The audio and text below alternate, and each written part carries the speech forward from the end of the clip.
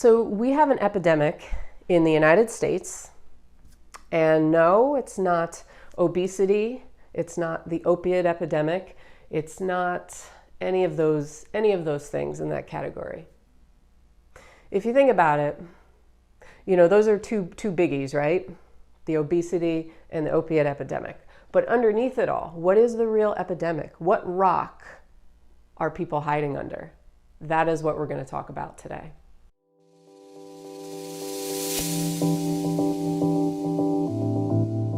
So the real underlying epidemic, there's something going on beneath the surface. People being overweight because of the food system here and the sugar addiction, sugar industry and the fitness industry that uses a lot of fear-mongering techniques or techniques to basically keep you overweight.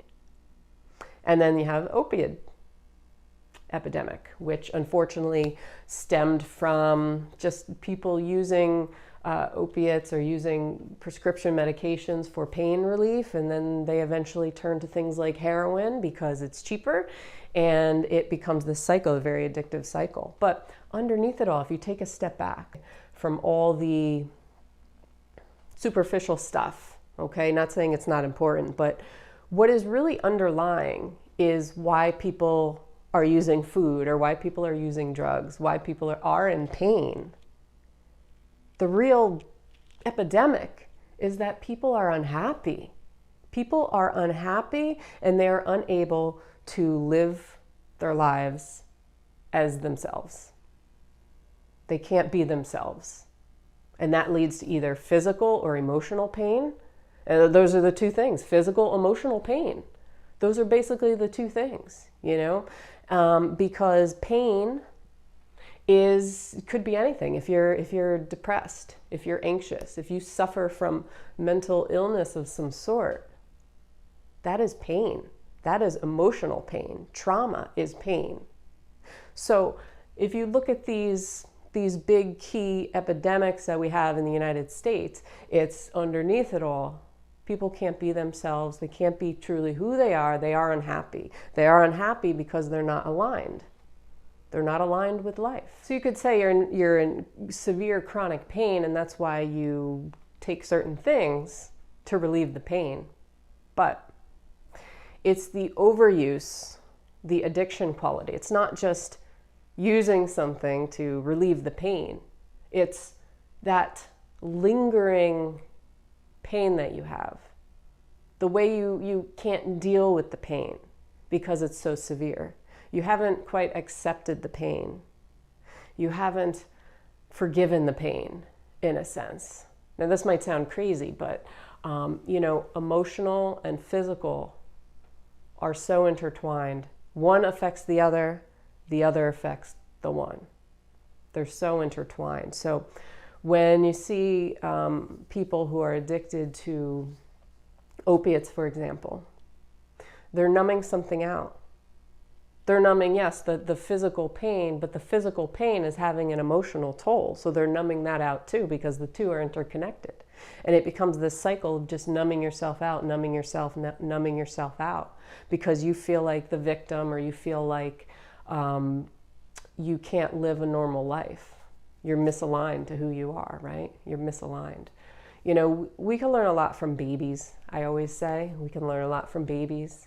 I don't have a baby myself, but I know we can learn a lot from them because babies are very pure.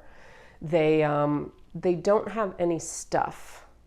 They don't have physical or emotional stuff. They are completely, authentically babies, right? They don't have egos. Babies don't have egos. At least I don't think they do. They laugh, they cry, they have the basic needs. So when we become adults and our basic needs are not met, where we don't feel good, I'll just say that, we just don't feel good, then we look for things to help us, to numb us, to make us feel good, at least temporarily.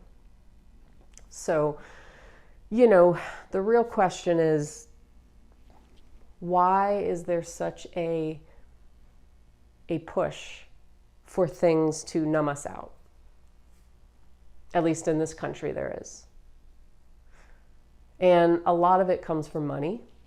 You know, you have advertising who, like I said, they want to keep people overweight because that keeps the money rolling in. If they didn't have clients, customers who are overweight, if everybody was happy with themselves and completely in line to who they are, they wouldn't make money. Same goes for, pharma companies. If they didn't have anybody who was sick, they wouldn't make money. So they want to keep you sick. They want to keep you coming in because they want the money to keep coming in. And I'm not saying they're like this evil entity, but there is underlying motives behind it because after all, they are a business. And businesses need to make money. They need to pay their employees. But how far is too far? How much is too much? What is the dividing line between ethics, morality, and just keeping your business afloat and doing well and having a substantial income rolling in? Where is that dividing line? I think the dividing line gets very imbalanced. So we know that everything in life is about balance. You have the yin and the yang, right? So you cannot have, yang cannot exist without yin, and yin cannot exist without yang. So what that means is that when there's an imbalance like this, then eventually Mother Nature or the forces that be are going to do something or try something to balance things out. And this is usually creating some sort of negative effect. It's kind of like the technology right now. So with the pros, the benefits, come the cons, right? With anything. When you have look at a histamine reaction.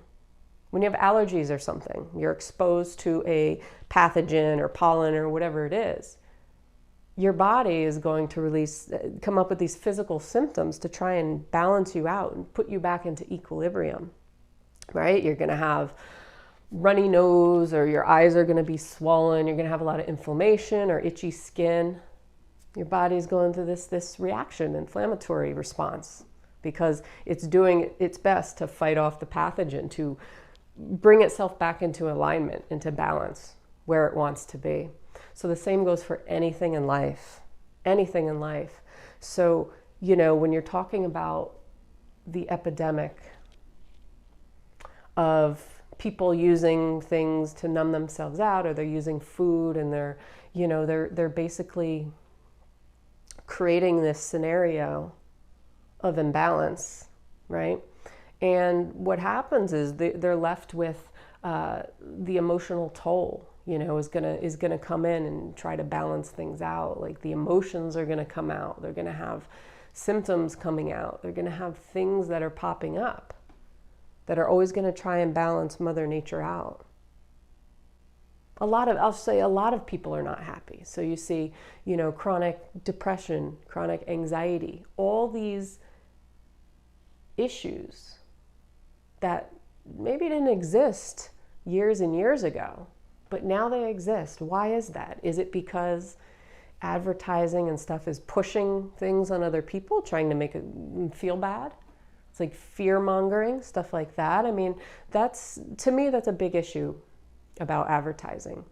And, they're doing their job, but there is a line that they cross where they are pushing people into feeling worse and worse and worse and worse about themselves.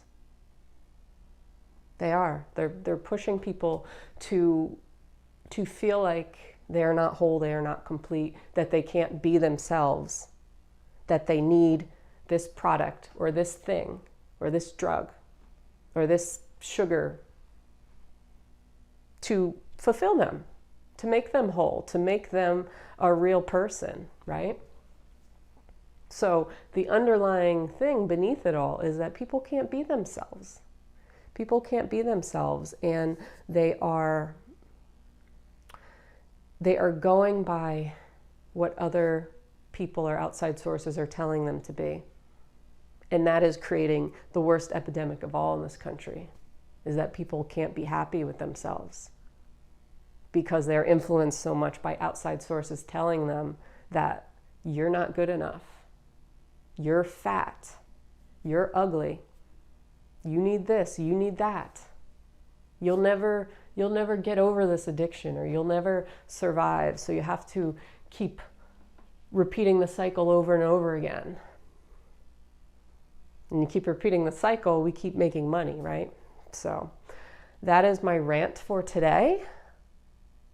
And a little bit deep, I guess. I don't know. But let me know if you have any comments, questions, insight about this. You know, we're getting a little deeper here in this conversation, because it is a big issue, and I think it's a really sad issue, is that people can't live their lives as themselves. They can't be true to themselves. And oftentimes this leads to things like depression, anxiety, and just these emotions that people they feel like they can't deal with them. They feel like they need to numb it out with something because, again, they can't be themselves, so they're very disconnected from their emotions and what they're actually feeling. Or they don't want to feel it, it's uncomfortable. We're taught to not embrace your insecurities. We're taught that. To not show your vulnerable side to the world. To not show you, who you are. Because those insecurities, those parts of yourself, they are you. They're still you. The good and the bad, the yin and the yang. So with that being said, have a great day, guys. I appreciate you all so much. Please subscribe if you haven't done so. I put out a video every single morning, and I will see you tomorrow. Peace.